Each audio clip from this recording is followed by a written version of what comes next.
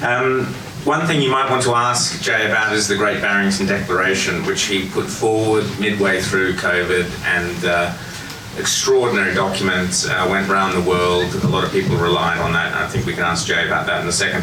But I'd also like to ask the three of them, where are we going? It's all right looking back, which is great, and we must, as I said at the beginning, we must never stop looking back and remembering what happened. But what happens next? Is this going to happen again? Monkeypox, you know, I mean, what's next around the corner? Jay. So I have two priorities for the agenda for the world, if you will. So one is all these harms that I've talked about, that Gigi's outlined.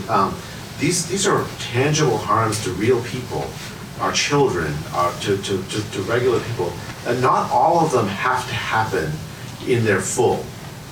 These are harms. You know, for instance, the harm to our children will take place over decades.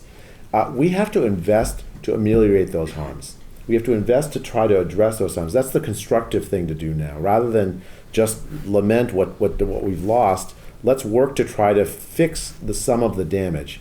That involves recognizing that there was damage in the first place, of course, or else you can't fix it.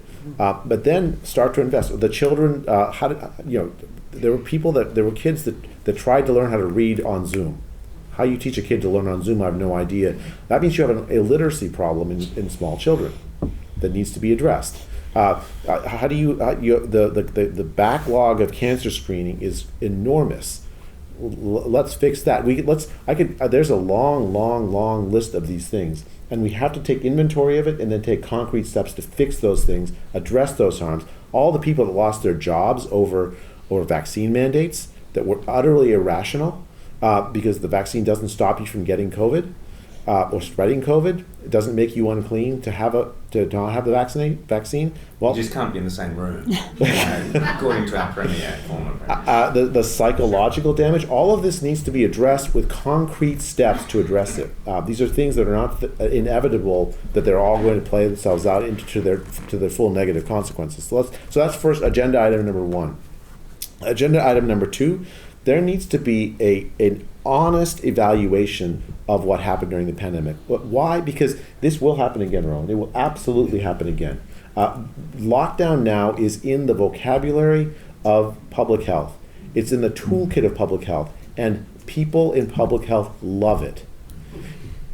And so it will come out again the next time there's anything remotely like what we've experienced.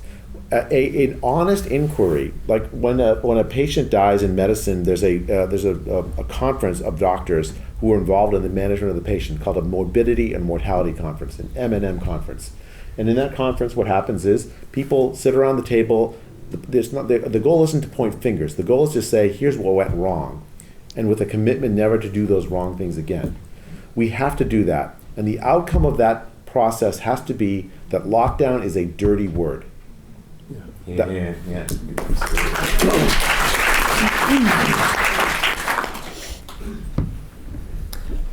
Gigi, what's happening next? So I would definitely agree with Jay that we need a reckoning, we need a reconciliation, and part of the need for reconciliation is because of all the harms, and partly it's also because of the people who have perpetrated the harms. We need to actually recognize the humanity of both of those groups. Those who have perpetrated harms are no more than you and me human. They have shown us what humanity is really capable of. I mean, we learned that lesson and we forgot it after the Second World War. And I think to dehumanize those who have perpetrated the crimes of COVID-19 is to fall in the same trap as those who try to dehumanize people who haven't gotten the vaccine or villains of history. And so really we need to open our hearts to those people, but they need to also recognize the pains and the harms that they have caused. And so I think, yes, that reconciliation process must start with putting the pain on the table, having a process whereby victims of COVID-19 policy have a voice. They have a place to speak, they will be heard, and they will be given an apology. That's number one. The second thing is that it will happen again. Yes, of course it will happen again, partly because we are human and we will be possessed by our fear yet again of the next thing, whether it's a planet that's going to overheat, or another virus, or another kind of health threat, or who knows what else it will be. It could be almost anything, right? And we've learned, I've certainly refined my views of human psychology during this period, right? Social psychology during this period, and I had not realized how very, very religious people are. And they are just by nature extremely religious, and we need to put that religiosity into something. And if you're not going to put it into your sort of devotion to a deity and a way of life, a set of principles that guide you to be able to resist fanaticism, then you will fall into the next fanaticism. And so that means that we need to fortify our institutions to make them less likely to fall into the same traps that we saw this period. And so in the Great COVID Panic, and after that as well, in further developments of these ideas, my co-authors and I have proposed a few adjustments to the way in which we run our societies. And one chief amongst them is the idea that we should try to engage in more direct democracy. And the reason for this is because one of the big problems during this period has been the great linking up of government, including bureaucracy and politics, and money in the private sector. So there's a real coincidence of interests there, which has caused resource allocation that has been done by people who are supposedly speaking for the population to not in fact have the population's best interest at heart, but rather have the best interest of big money and big power. Now, to break the link between politics and power and money and actual resource allocation, what you need is to have the resource allocators chosen by the people, not appointed by the politicians. Now, we may choose the politicians, sort of, in elections, although a lot of people are pretty apathetic these days, but once in a while you get to go to the poll, well, whoopity-doo, you get to appoint somebody or elect somebody to a seat, but then that person has enormous power to control actual resource allocation through the appointment of people he likes, right? And people who may give him a good turn in terms of money or status or who knows what else. Not necessarily selecting the person who will best represent the interests of the people. So in order to get the interests of the people better represented at the level of those bureaucracies, what we propose is a system of citizen juries where you are put on a roll, just like you are for criminal trials. And once in a lifetime, you get called up to serve on a jury to appoint the Minister of Transport, let's say, or the Minister of Health, or the whatever. Yeah? And you work with your peers, 20 to 30 people, and as we see in criminal trial juries, people who are put in that position where they really feel that they're making an important call, generally speaking, put out some effort. They work with each other, they try, they pay attention, unlike many of the people who go to the polls in a standard election year. So our hope is that by doing this, we could just have an overlay, you might say, the fourth arm of democracy, that is providing a check on the amount of power and influence that is concentrated now in the politicians and in also, of course, a lot of big companies. So and there are a number of other kinds of adjustments to institutions, basically all aimed at trying to increase the diversity of perspectives that we consider any time that our societies face a crisis. And so that kind of movement at the university level, in science, we spoke about this earlier today, and in many other domains, I think is something we have to recover. And part of that is, again, loving and respecting the other side, having the principle of charity always behind us when we listen to somebody who has a different opinion, and recognizing that theirs might be the innovation that saves the world, so we better listen to them. Gigi, thank you, fantastic. And you make a really valid point about the religiosity, sorry, great word. But all that mask wearing and all that kind of penance, and there was a real kind of religious flavour to COVID, almost thrashing them. It was horrible. I don't need to tell people. Actually, I'm going to say something about that. That separation of clean and unclean, that characterizes COVID policy. Mm-hmm. If you get COVID, what did you do wrong? Where did you get it from?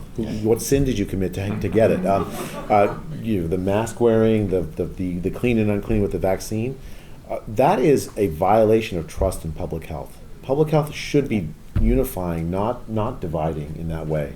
And we should demand better of our public health leaders that have foisted that on us. Well, absolutely, here.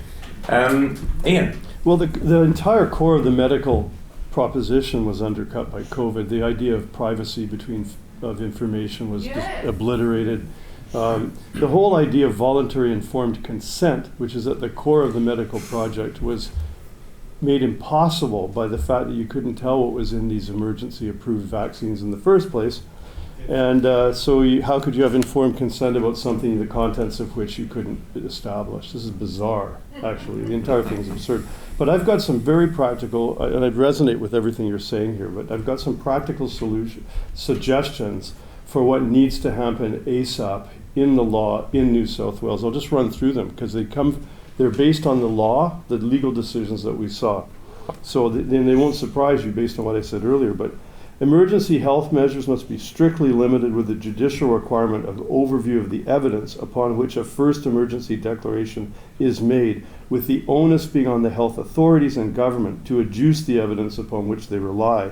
Avoiding scrutiny of the evidence behind emergency declarations, whether by claiming cabinet privilege or other such arguments, should not be acceptable where matters of fundamental citizen liberties are concerned.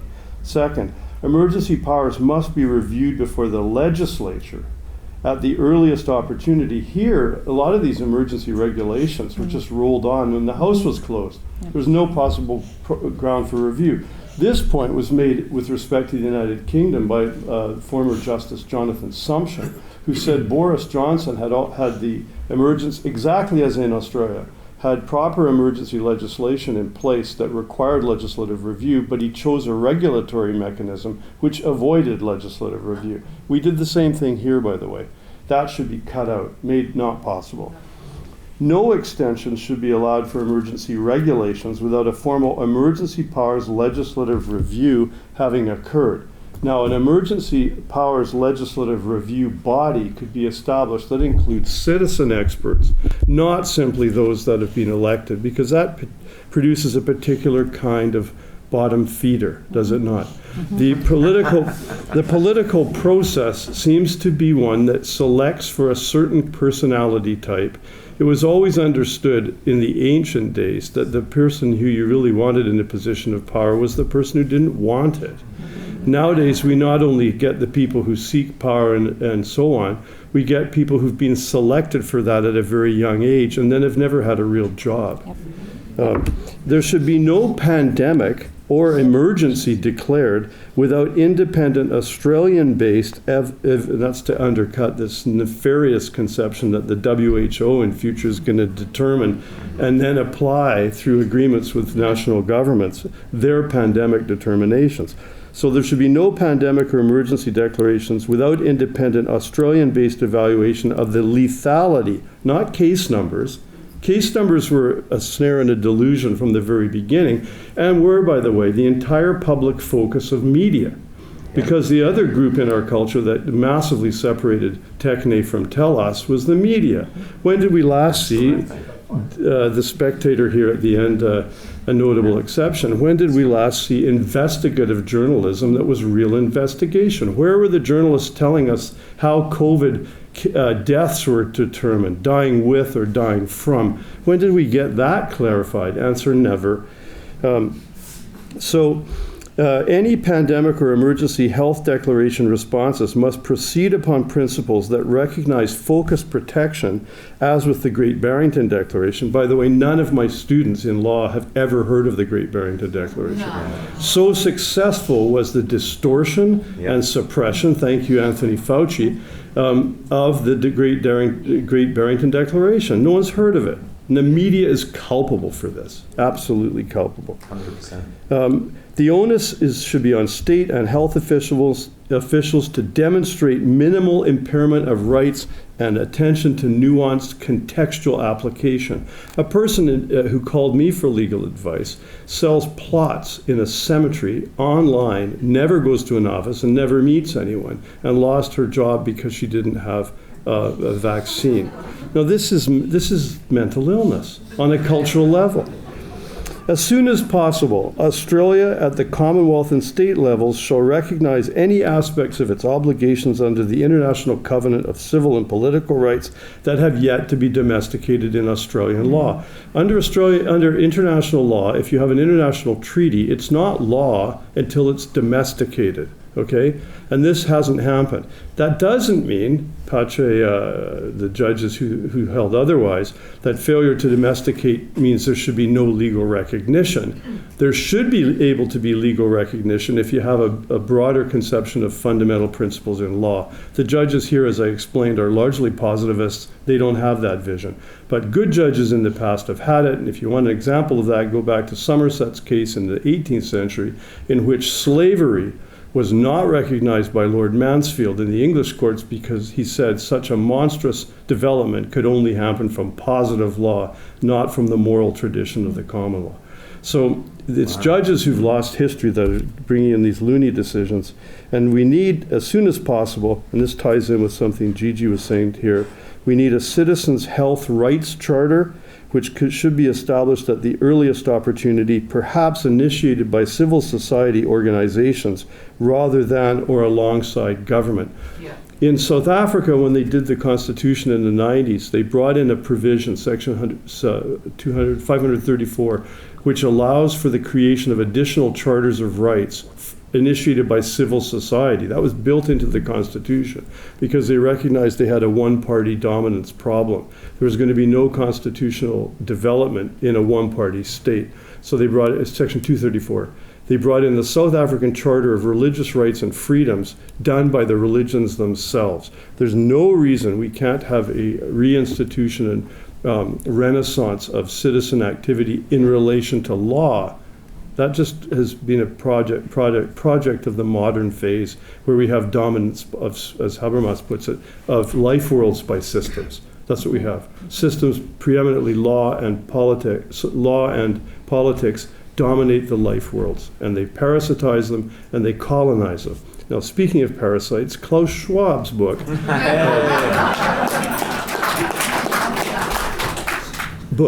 his book, COVID-19 and the Great Reset, paints a very worrying picture of something he calls global governance. We need people to be aware that that is inconsistent with international law because since the Westphalian Treaty in the 17th century, the framework for international law has been states. And they don't like that, the globalists, because they want to control everything from the top down. Global governance is inconsistent with the self-determination of peoples, inconsistent with the idea of states, and inconsistent ultimately with the principles of decolonization that the UN started really rolling out in the 60s. And you all need to know this because you're going to have to argue against silly politicians in Australia who want to do things like bring in the WHO's top-down pandemic determinations. Yeah. You need these arguments. International law does not support Klaus Schwab's Dr. Strangelove vision of the world. Fantastic. In a second, but just picking up on that point, and I just thank Iain for his kind comments about the Spectator Australia. Benson, that's it, yes. Light the cigarette. The Spectator Australia's Rebecca Weiser, Ramesh Thakur, David Flint, James Allen, lots of them wrote repeatedly during COVID in the face of all the hate campaign, all the granny killing accusations, and they wrote some amazing material, the only media in Australia that did. Equally on Outsiders, we were virtually alone in actually raising issues. The rest of the media were very happy with those endless press conferences, which were a joke, because they had, sexy Brett Sutton. So they had, the climate change the guy who got a PhD in climate change was telling the rest of Australia how to cope with COVID. It was a joke. But I also want to say big hand to Tony Nikolic, who was the lawyer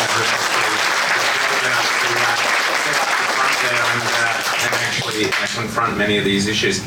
Jay, before we go to questions, just tell us about the Barrington Declaration. What led to that? If you were the main driver behind it, but just tell us the story of it. Yeah, so the Great Barrington Declaration, I'm sure, who signed? God bless you all, each and every one of you. The idea is simple as can be. It's the old pandemic plan. You have older people who are really at higher risk for the disease. Think of smart ways to protect them. Use resources, knowledge, and provide those kind of protections for people who are potentially at high risk. For the rest of society, the lockdowns are much more damaging than the disease. So lift the lockdowns. Do not close schools. Do not close businesses. Let people go to church if it's meaningful to them to do so. Let people go about their business.